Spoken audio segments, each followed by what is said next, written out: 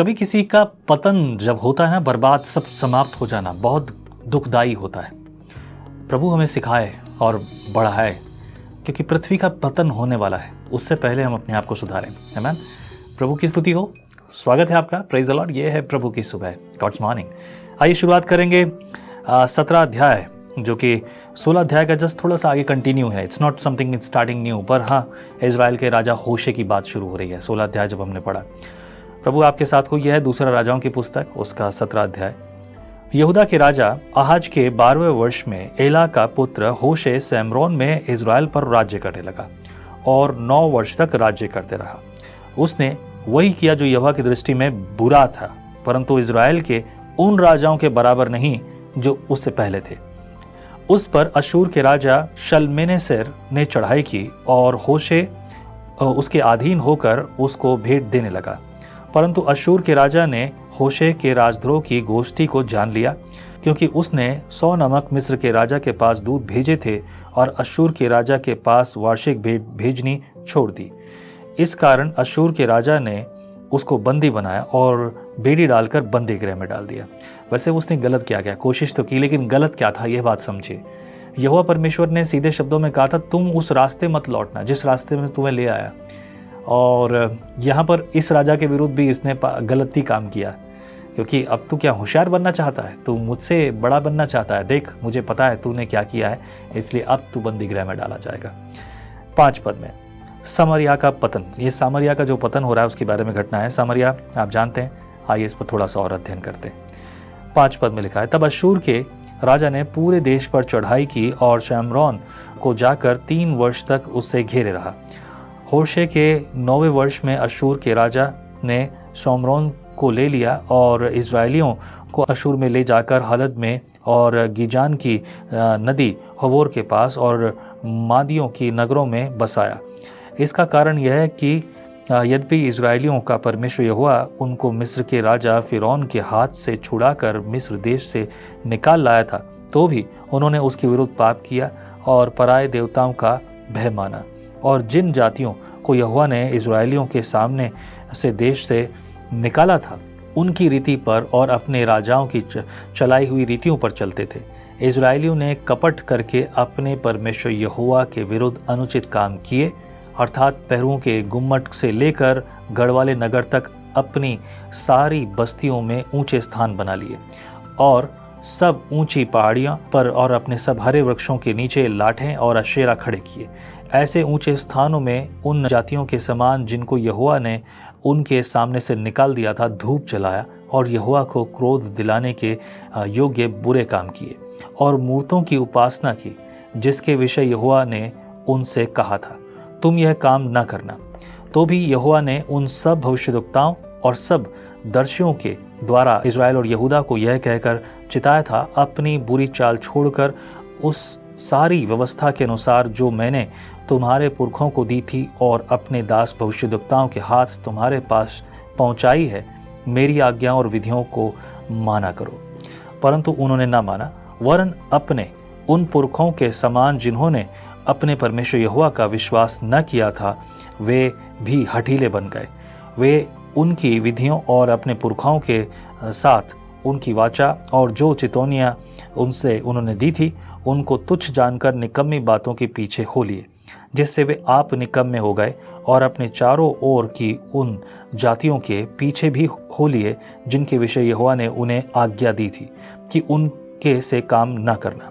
देखिए, यहाँ सीधे तौर पर बहुत सारी बातें परमेश्वर यहोवा की ओर से स्पष्ट कर दी गई। वो जानते हैं, जानबूझकर वो ये करते हैं, और ये बातें यहोवा की नज़र में बहुत बुरी थी और यही बातें लगातार लोग करते रहे। और उसका परिणाम क्या मिलता? 16 पद में लिखा है, उन्होंने अपने परमेश्वर यहोवा की सब आज्ञाओं को त्याग दिया और 2 बछड़ों की मूर्तें ढालकर बनाई और अशेरा भी बनाई और आकाश के सारे गणों को दंडवत की और बाल की उपासना की।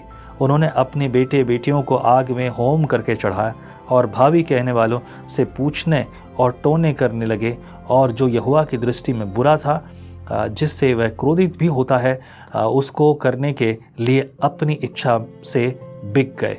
इस कारण यहोवा इज़राइल से अति क्रोधित हुआ और उन्हें अपने सामने से दूर कर दिया। यहूदा का गोत्र छोड़ और कोई ना बचा रहा।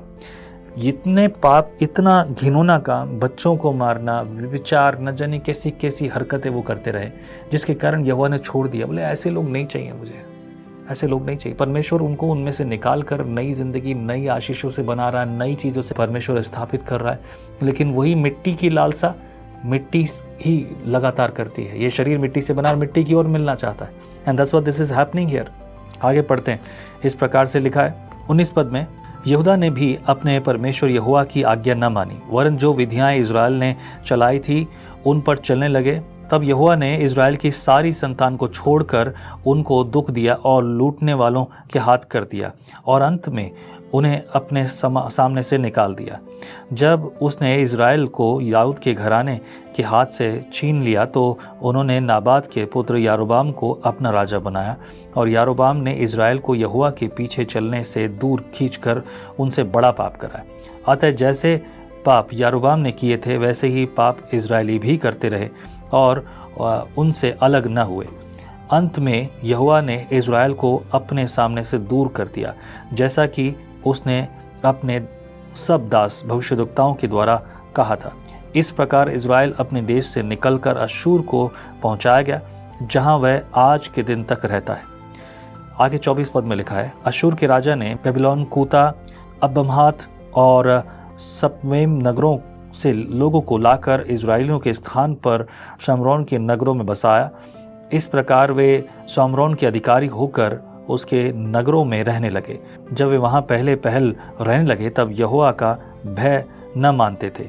इस कारण यहोवा ने उनके बीच सिंह भेजे जो उनको मार डालने लगे। इस कारण उन्होंने अश्शूर के राजा के पास कहला भेजा कि जो जातियाँ तूने उनके देश से निकालकर शमरोन के नगरों में बसा दी, वे उस देश के देवता की रीति नहीं जानती। इससे उसने उनके मध्य सिंह भेजे हैं कि जो उनको इसलिए मार डालते हैं कि वे उस देश के देवता की रीति नहीं जानते। तब अश्शूर के राजा ने आज्ञा दी कि जिन याजकों को तुम उस देश से ले आए हो उनमें से एक को वहाँ पहुँचा दो, और वह वहाँ जाकर रहें और वह उनसे उस देश के देवता की रीति सिखाए।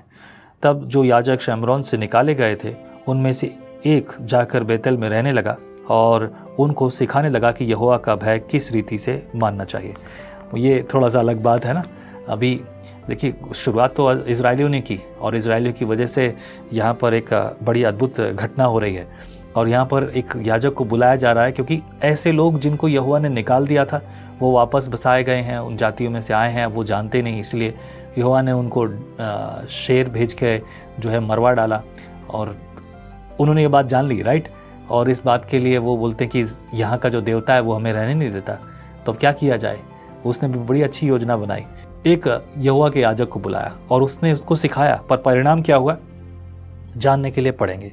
29 पद में लिखा है, तो भी हर एक जाति के लोगों ने अपने अपने निज देवता बनाकर, ओके नोटिस कीजिए, निज देवता बनाकर अपने अपने बसाए हुए नगर में उन ऊंचे स्थानों के भवनों में रखा जो सोमरेन वासियों ने बनाए थे। बेबीलोन के मनुष्यों ने सुक्कोत बनोत को, कूत के मनुष्यों ने नेरगेल को, हमात के मनुष्य ने अमीशा को, और हवियों ने निभज और तरताक को स्थापित किया। और सपवेमी लोग अपने बेटों को अद्रमलेक और अम्मलेनेक नामक समवेब के देवताओं के लिए होम करके चढ़ाने लगे। यहाँ लोग अपने ही बच्चों को चढ़ा रहे हैं, अपने ही बच्चों को, अपने ही पेट के उनको होम बलि करके चढ़ा रहे हैं। कितना घिनौना ये बात रहा। लेकिन मैं एक चीज़ आपको बताना चाहता हूँ, ये चीज़ शुरुआत ऐसे ही नहीं होती, उसके पीछे एक हिस्ट्री है, और वो हिस्ट्री इस बात के लिए प्रेरित करती है। और लोगों का हठीलापन, लोगों की अपनी जीवन, अपनी भलाई के लिए चाह, सब कुछ बर्बाद करने को तैयार है। और यहाँ ये हो रहा है, बड़ा ही घिनौना है, लेकिन है, यहाँ लोग ऐसा कर रहे हैं। उसके बाद इस प्रकार से लिखा है 32 वचन में, यों वे यहोवा का भय मानते तो थे, परंतु सब प्रकार के लोगों में से ऊंचे स्थानों के याजक भी ठहरा देते थे, जो ऊंचे स्थानों के भवनों में उनके लिए बलि करते थे। वे यहोवा का भय मानते तो थे, परंतु उन जातियों की रीति पर जिनके बीच में से निकाले गए थे अपने अपने देवताओं की भी उपासना करते रहे। आज के दिन तक वे अपनी पुरानी रीतियों को चलते हैं। वे यहोवा का भय नहीं मानते। वे न तो उन विधियों और नियमों पर और न उस व्यवस्था और आज्ञा के अनुसार चलते हैं जो यहोवा ने याकूब की संतान को दी थी, जिसका नाम उसने इज़राइल रखा था। उनसे यहोवा ने वाचा बांधकर उन्हें यह आज्ञा दी थी, तुम पराये देवताओं का भय न मानना और न उन्हें दंडवत करना और न उनकी उपासना करना और न उनको बलि चढ़ाना, परंतु यहोवा जो तुमको बड़े बल और बढ़ाई हुई भुजा के द्वारा मिस्र देश से निकाल ले आया, तुम उसी का भय मानना, उसी को दंडवत करना और उसी को बलि चढ़ाना।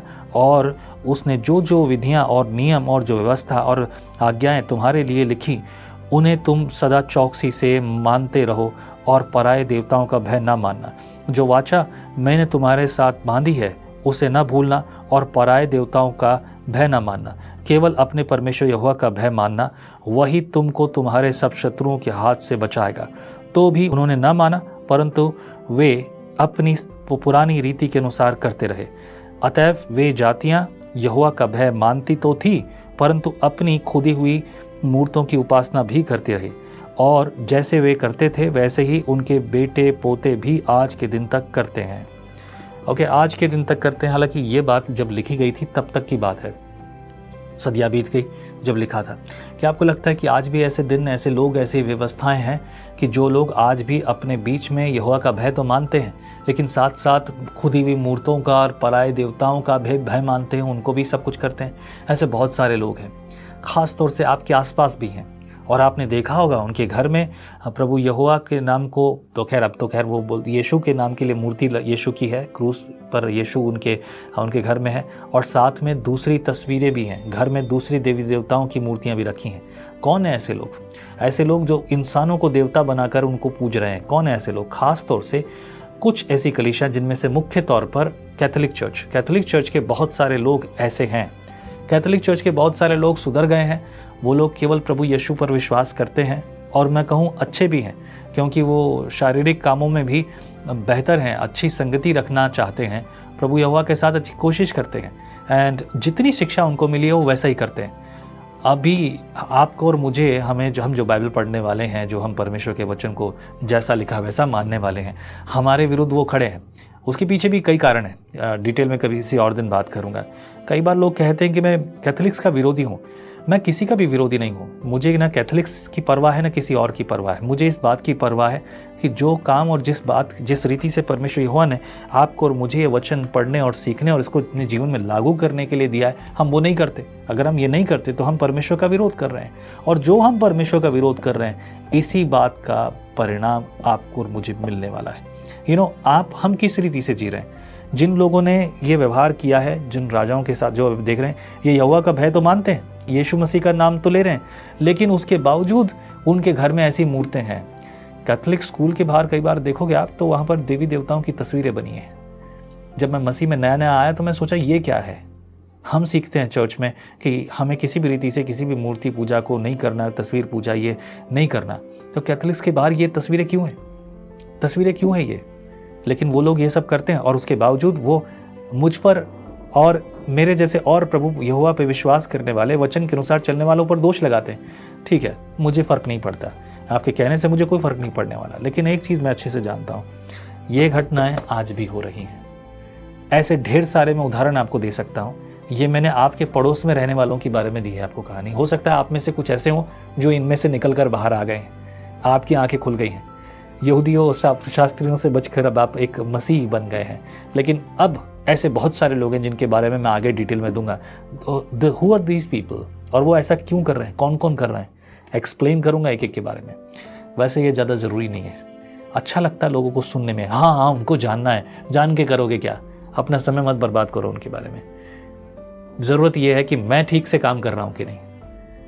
अच्छी बात क्या है? मेहनत करो, खूब मेहनत करो, अच्छी मेहनत करो, खूब पैसा कमाओ, अपने परिवार के लिए, कलीसिया के लिए, सेवा के लिए।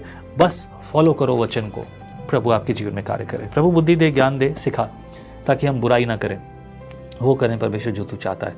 तेरे लोगों को सही मार्ग दिखा, तुझ में चलें, तेरे द्वारा चलें, बुरी बातें, बुरी चीज़ें इनके जीवन से जाती रहें, और भलाइयों में, शांति में, आनंद में, खुशी में आगे बढ़ते जाएं। प्रभु इनकी हर बात को प्रभु तू पूरा कर, इनके लिए भलाई को प्रकट कर, ये आगे बढ़ते रहें, तेरे पीछे चलते रहें, और प्रभु बुद्धि प्राप्त करें, ताकि सारा ध्यान प्रभु तेरे साथ, तेरे समय में बिताएं, अपने बच्चों की देखभाल करने में बिताएं, ताकि प्रभु ऐसे जीवन को जिए जिससे प्रभु तेरी महिमा होती हो। धन्यवाद आज के दिन के लिए, मसीह यीशु के नाम से प्रार्थना में मांगता हूँ, आमीन। प्रभु आपको बहुत आशीष दे, प्रभु की भलाई आपके जीवन में होती रहे, आमीन। जय मसीह की। How do you start your day? आप अपने दिन की शुरुआत कैसे करते हैं? आओ एक ऐसे दिन की शुरुआत करें जो परमेश्वर के साथ होता है। विजनरी टीवी पर। परमेश्वर का वचन जीवन देने वाली रोटी है। आओ हम इस जीवन देने वाली रोटी का और मजा लें। विजनरी टीवी पर।